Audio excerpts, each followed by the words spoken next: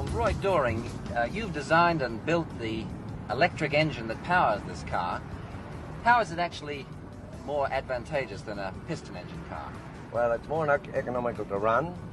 It's noiseless, smog-free, and you look at the motor about every 15 years.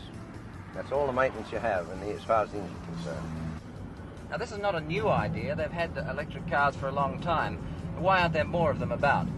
Well, about 50 years ago, these cars were much better than any petrol car at the time.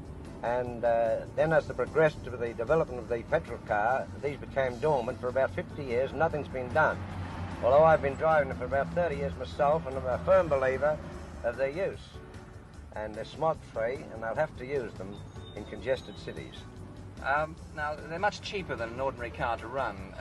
Just what are the costs? Well, to give you an example, to run this car on petrol for 4 shillings, you'd only do about 30 miles or 35 miles. I do for about 140 miles for 4 shillings.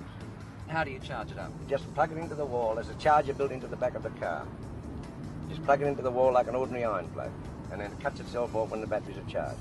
What sort of speed can you do in this car? Speed varies. You set the speed to the type of country you're running it in, or township.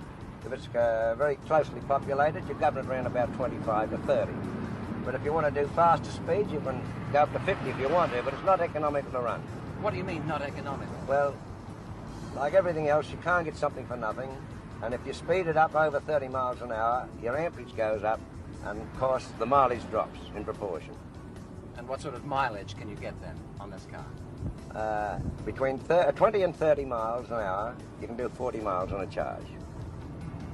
Well, let's stop and have a look and see what this engine is like. Now, this is the complete motor, is it, Mr. Doring? Yes, just the one motor. It is 64 years old. I've overhauled it. It has an armature through it, only one moving part. And the motor I took out, the combustion motor, had about 400 moving parts.